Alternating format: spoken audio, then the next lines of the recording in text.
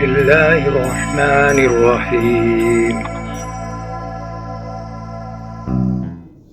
قال Abu kata hadis Nabi sallallahu alaihi wasallam annahu sami'a an-nabiy sallallahu alaihi wasallam. Hadis sahih, hadis ini di dalam sahih Bukhari.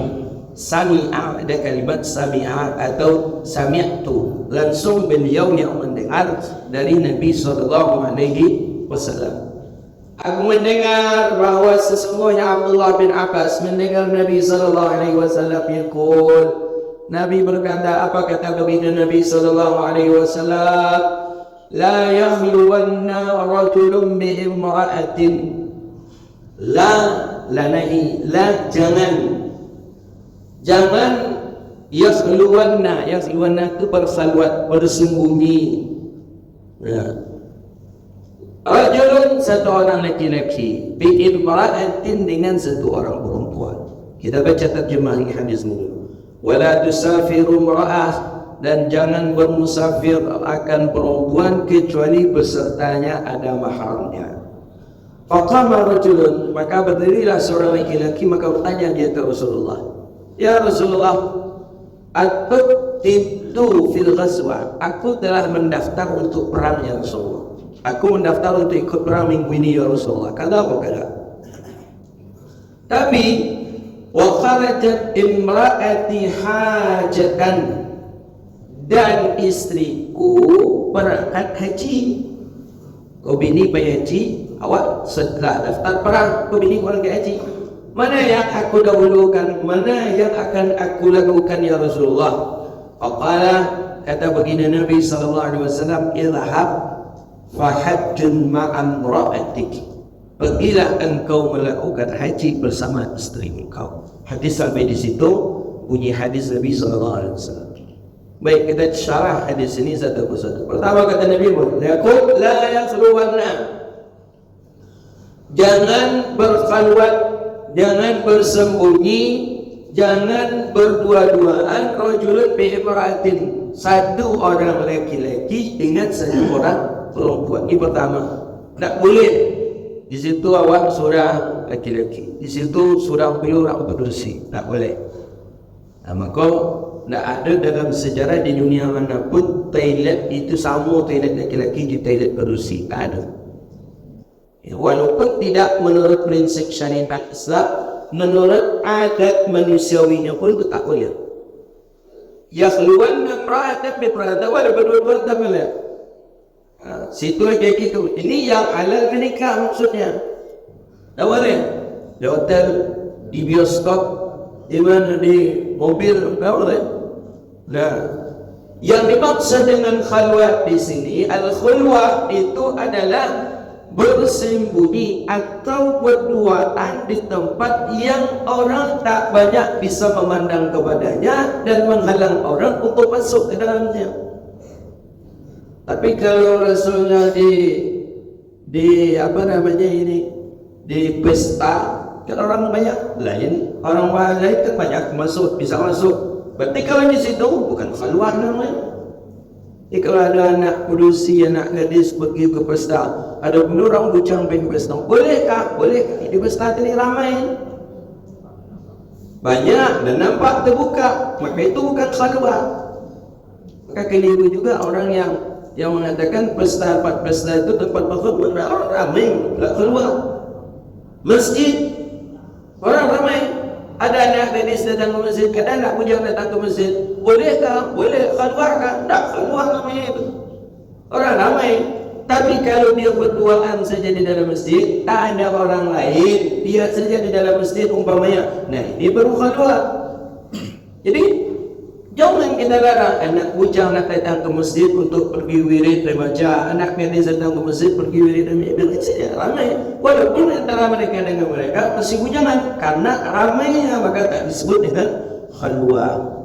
Ini kadang ada orang tua yang agak pilu kaku, ada tu katanya, mana lu boleh tu katanya, kena boleh. Jadi khalwah di sana tak boleh. Makanya para sahabat baginda Nabi sallallahu alaihi wasallam dengan para sahabiah perempuan baginda Nabi sallallahu alaihi wasallam ada di dalam masjid, tapi banyak sahabat. Ada para sahabat begini Nabi sallallahu alaihi wasallam. Makanya ini salah satu dalil bahwa fi majlisil ilma, di majlis ilmu itu tidaklah disebut dengan khalwah. Inna mustami'al ilm yaqula yakun bah. Kalau mana majlis taklim itu bukan khalwah, ramai terbuka, enggak. Tapi kalau satu guru satu murid, maka hendaklah dilakukan di tempat yang terbuka dan dihadirkanlah si mahramnya.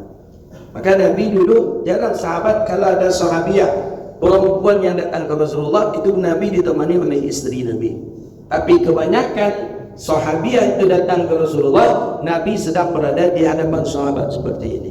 Itu dalil bahwa perempuan-perempuan di zaman Nabi pun juga ikut mengaji dengan Nabi sallallahu alaihi wasallam. Ada yang bertanya tentang haid. Kami ini perempuan yang haid ya Rasulullah. Bagaimana cara kami untuk bersuci daripada haid?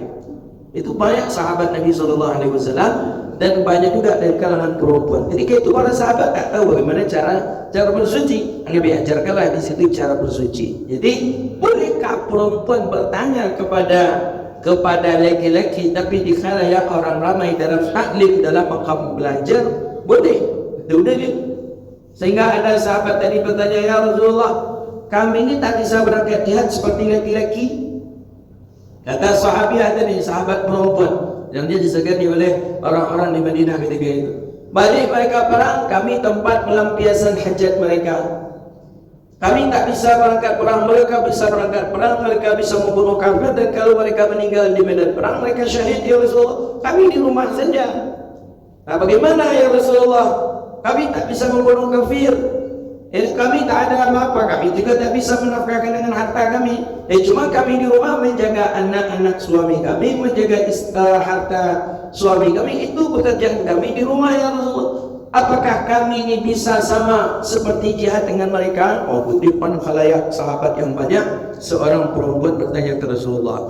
Kata baginda Nabi sallallahu alaihi wasallam, "Falaki jihad." Kata baginda Nabi, kalian pun mendapatkan pahala jihad seperti yang didapatkan oleh suami kalian jika jika kalian beridha suami kalian untuk berangkat perang dan kalian pun redha menjaga harta dan anak-anaknya. Jadi samalah dengan pahala jihad. Jadi walaupun ibu-ibu nak pakai buat mencari nafkah, sama apa ibu-ibu mendapatkan pahala mencari nafkah, tapi kalau redha ya dengan menjaga hartanya di rumah, menjaga anaknya, menjaga sama pahalanya. Nah begitu kata Nabi sallallahu alaihi wasallam. Jadi ini sebagai dalil bahwa perempuan itu boleh dia bertanya kepada laki-laki dalam makam tahlim, dalam menuntut ilmu, dan begitu juga dia dibolehkan untuk datang salat di masjid dalam berjamaah, dan itu tidak disebut dengan khalwah. Jadi yang khalwah ni satu laki-laki satu perempuan di tempat yang sunyi, tak bisa orang memandangnya, dan di tempat yang orang tak bisa untuk hadir di dalamnya. Terlarang orang sudah turun khalwah.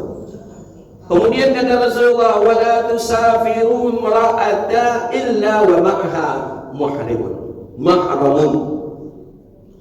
Dan jangan melakukan musafir seorang perempuan kecuali bersamanya mahram. Ini dalam mazhab kita Syafi'i termasuk ni salah satu perkara yang wajib dalam mazhab Syafi'i. Dalam mazhab Hanafi bahkan sebagai rukunnya harus ketika musafir ada mahram.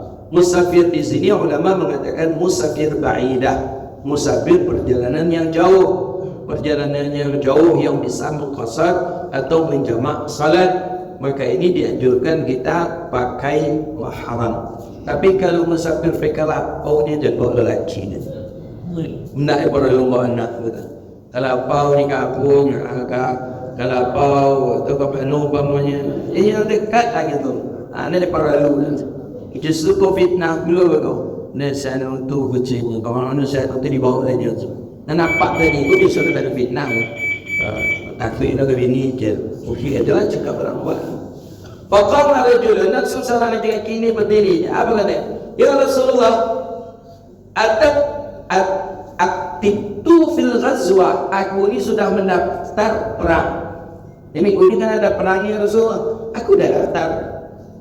Hadza wa kadza wa qalattu imra'ati hajah, tapi istriku minggu ni pula dia berangkat haji ya Rasulullah. Maka mana ya Rasulullah? Kata baginda Nabi, berangkatlah engkau haji bersama istri engkau. Nah, jadi ada perang wajib, ada haji begitu juga. Tapi menemani istri berangkat haji ini, itu sama kedudukannya dengan jihad. Pertama. Kedua, istri yang berangkat haji ini ketika dia tidak membawa mahramnya, dia tidak membawa suaminya, maka hajinya tadi tidaklah sah. Kalau haji nak sah, boleh dia melakukan haji, boleh tu. Nah, begitulah. Maka ini salah satu hadis yang dipakai dalam mazhabnya Imam Hanafi. Yang dipakai dalam mazhab Hanafi, perempuan ketika berhaji wajib membawa mahramnya. Dalam mazhab kita Syafi'i ada pendapat mengatakan wajib, ada mengatakan tidak. Ada sejauh dhamin. Dhamin ini orang yang penjamin, itu sudah cukup. Dalam mazhab kita Syafi'i, dia menjamin. Bahkan seorang istri perempuan berangkat, anaknya tak bisa berangkat, macam kinilah. Beda-beda pendaftar umpamanya. Ya, anak nak jawab berangkat, seorang perempuan ngomong, lelaki nak jawab berangkat. Jadi macam mana? Atau dhamin nanti. Dhamin itu takwilul mahram, tawkilul mahram namanya, wakilul mahram. Ya, dalam mazhab Syafi'i boleh, tapi dalam mazhab Hanafi tidak dibolehkan. Orang lain yang menjadi wakil mahram awak. Tapi sebagai wakil mahram maksudnya untuk isyarat kertas saja dia. Untuk yang lain tak bisa ada, jadi bawa boleh dua lain. Dia nak wakil, nak apa dan nak wakil mutlak, dan nak wakil qayyad namanya. Ada wabillahi at-taufiq. Jadi itu kesimpulan kajian kita bahawa tak boleh kita berdua-duaan bersembunyi laki-laki berusi, ya, di satu tempat, kemudian musafirnya berusi, ya, bawa laki kita, bawa anak, dan musafir dalam keadaan sendirian saja tak dibolehkan oleh pandangan syariat. Dan begitu juga untuk melaksanakan haji atau melaksanakan ibadah yang lain, lebih elok untuk membawa mahram dia. Allah wa billahi masyrufi. Kenapa presiden dia boleh terkena? Apa dia lelaki, apa dia presiden dia akan pakai mahram musafir? Lelaki pun ada itu dekat. Lain. Masalahnya pada lelaki dia kan musafir, orang rumah dia pun tak sampai di situ dia hadis. Presiden dia dekat. Yang ini Proqas tu zawilul aqli, orang yang lemah akalnya. Kemudian apa lagi katanya di dalam bahasa hadis itu, lemah akalnya, lemah jasadnya. Jadi sehingga dia nanti bisa saja satu saat nanti di depannya dia tak bisa lapung-lapung, dan aurat yang lebih banyak itu dia. Nah, aurat perempuan tadi lebih banyak ketimbang dengan kepada kita laki-laki. Nah, makanya perempuan tadi dia anjurkan dia memakai mahram, ya, tidak seperti laki-laki. Awak laki-laki pun musafir, kecil Nabi sebelumnya kan musafir dan surah kemisal bertiko. Itu ada hikmah. Terasuk itu musafir surah itu terasuk. Ketika awak nak ke Thailand, yang megang tas awak siapa? Nah, kadang dalam tas tu ada kitab, kadang ada Quran, kadang awak musafir surah itu hikmah Nabi laras itu musafir sendirian. Polah awan kecil Rasulullah. Baru atau bertiko musafir.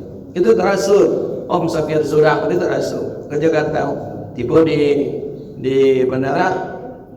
Nak buang air, macam mana nak dibawa tas, ada Quran dalam, ada kitab di dalam, nak diletak, ada laptop, ada wang, ya, macam mana?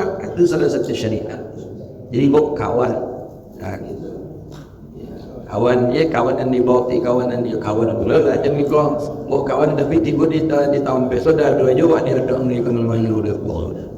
Ada apa? Ada pertanyaan silakan. Ustaz.